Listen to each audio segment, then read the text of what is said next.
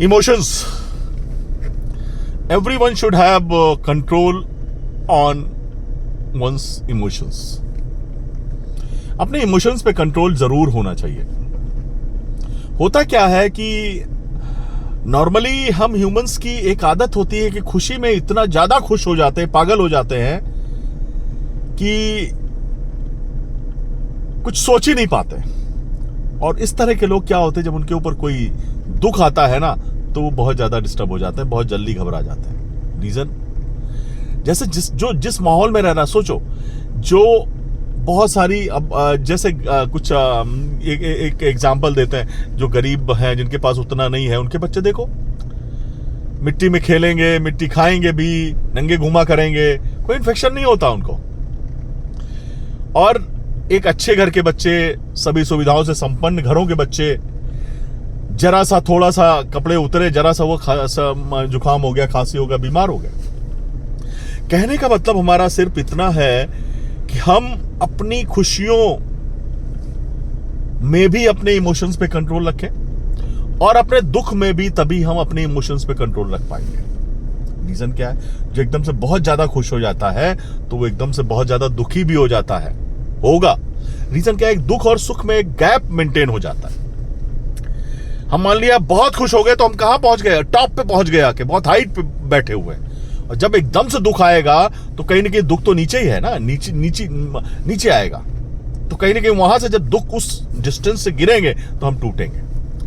तो अगर हम सुख में उतना ऊपर ना बैठे जाके, हम खुशी को भी इंजॉय करें, इमोशंस पे कंट्रोल करके इतनी डिस्टेंस मेंटेन रखें कि जब दुख हमारे ऊपर आए तो हम गिरे अगर खुशी से, उस दुख के पहाड़ को सहने की शक्ति हमारे अंदर, उस हाइट से गिरेंगे तो हमारी चोट कम आएगी, हम उस दुख को आसानी से सह पाएंगे, उस दुख को आसानी से मैनेज कर पाएंगे.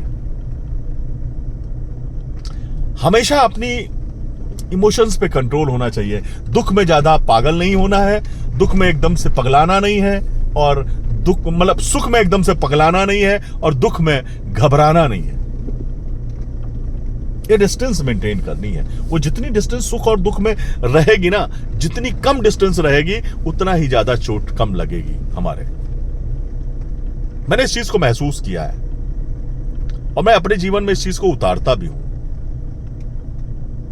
क्योंकि कई बार मैं बिजनेस कर रहा हूं तो कई बार सब चीजें हमारे फेवर में नहीं होती.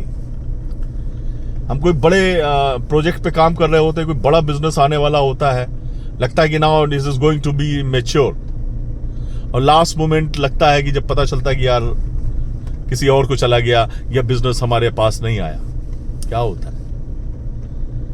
तो हम जब बिजनेस मैच्योर की तरफ लगे होते हैं, जब मैं बिजनेस मैच्योर करने की तरफ लगा होता हूं, उस पे काम कर रहा होता हूं, तो मैं ये नहीं सोचता हूं कि यार ये बिजनेस हम ही को करना है. हाँ, कोशिश रहती है, लेकिन हम इतना अपने आप को ज्यादा वो नहीं करते हैं. हम सोच के बैठते हैं कि नहीं.